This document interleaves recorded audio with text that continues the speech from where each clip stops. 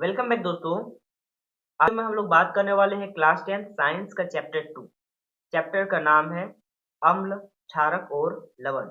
Part 1 में हम लोग डिस्कस किए थे अम्ल, क्षारक और लवण किसे कहते हैं, पीएच स्केल किसे कहते हैं और नेचुरल सूचक वगैरह के बारे में डिस्कस किए थे। पीएच वैल्यू 0 से 14 तक का होता है। 7 जो मान होता है पीएच का वो न्यूट्रल होता है, उदासीन होता है। चलिए आज हम लोग दैनिक जीवन में पीएच का जो महत्व है इनके बारे में पढ़ेंगे। किस प्रकार से पीएच वैल्यू हमारे जीवन में महत्वपूर्ण योगदान निभाता है। देखिए, पौधे एवं पशु पीएच के प्रति हमेशा संवेदनशील होता है। अगर पीएच कम हो गया और पीएच अगर ज्यादा हो गया, पीएच का मतलब होता है पोटेंशियल ऑफ हाइड्रोजन। अगर हाइड्रोजन की मात्रा, पावर ऑफ हाइड्रोजन या पोटेंशियल ऑफ हाइड्रोजन होता है इसका वैल्यू, अगर ज्यादा और कम हो गया हमारे शरीर में तो हमें रोग दुख हो सकता है, हमारे शरीर में रोग हो सकता है। देखिए, हमारे शरीर जो है 7.0 से लेकर 7.8 पीएच रेंज के बीच कार्य करता है। वर्षा का जल की पीएच मान जब 5.6 से कम हो जाती है तब वह अम्लीय वर्षा कहलाता है। क्लियर है? जल का पीएच वैल्यू क्या होता है? 7 होता है।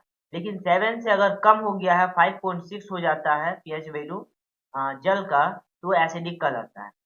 चलिए आगे डिस्कस कर लेते हैं।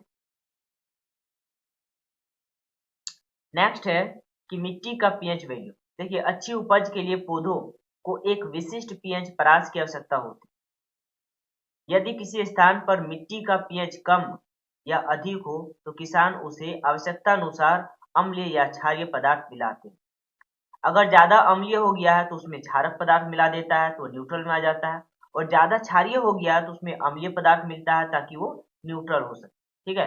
एक्चुअल में अगर देखा जाए तो एसिड प्लस बेस मिल करके लवण का निर्माण करता है। ठीक है? यहाँ पर हम सॉल्ट लिखते हैं या फिर लवण लिखते हैं, एल फॉर लवण या फिर एस फॉर सॉल्ट।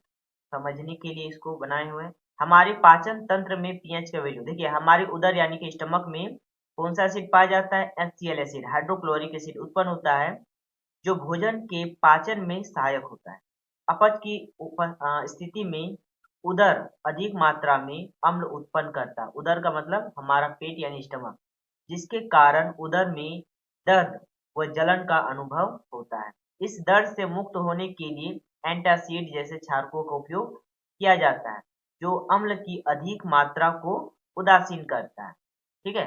यहाँ पर जैसे कि एग्जाम्पल लिखा हुआ है मिल्क ऑफ मैग्नीशिया। तीनों जो हम लोग खाते हैं उसमें क्या होता है? मिल्क ऑफ मैग्नीशिया होता है।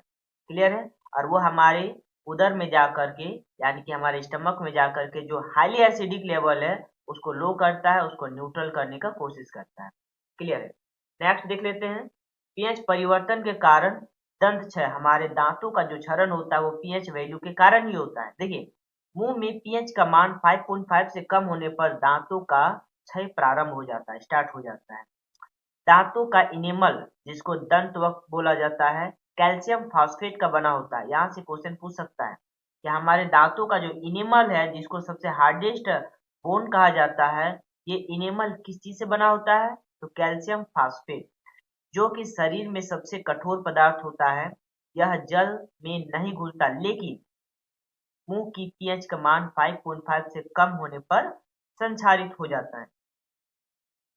नेक्स्ट है कि क्षारकीय दंत मंजन का उपयोग करने से, देखिए दंत मंजन जो होता है, जो कोलगेट होता है वो क्षारकीय माध्यम में होता है। ठीक है? उसका नेचर जो है वो क्षारक होता है।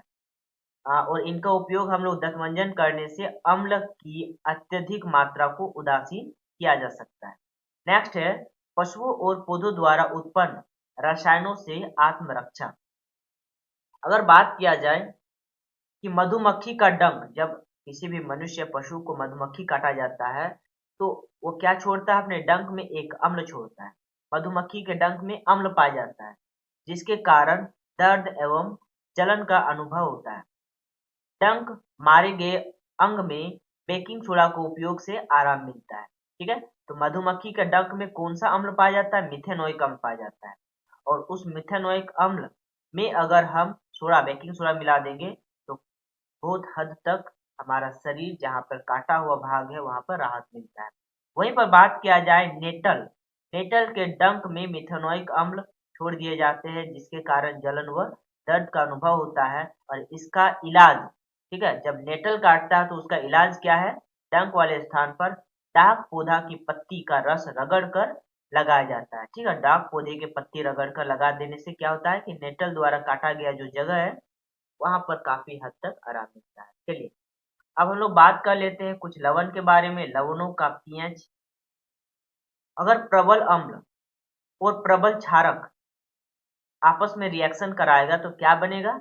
उदासीन लवण बनाएगा, और हमेशा उदासीन लवण का पीएच वैल्यू 7 होता है। प्रबल अम्ल और दुर्बल क्षारक तो अम्लीय लवण बनाएगा, इसको लवण बोलेंगे, और उसका मान हमेशा, इनका पीएच मान 7 से हमेशा कम होता है। ठीक है, जो अम्लीय लवण होता है, अम्लीय लवण का पीएच मान 7 से कम होता है। प्रबल क्षारक को दुर्बल अम्ल के साथ रिएक्शन करवाएंगे तो क्षारकीय लवण बनाएगा, और जिसका पीएच मान 7 से ज्यादा होता है। नेक्स्ट बात किया जाए कि साधारण नमक से रसायन। सबसे पहले है कि सोडियम हाइड्रोक्साइड, विरंजक चूर्ण, बेकिंग सोडा, धोने का सोडा और फिर प्लास्टर ऑफ पेरिस।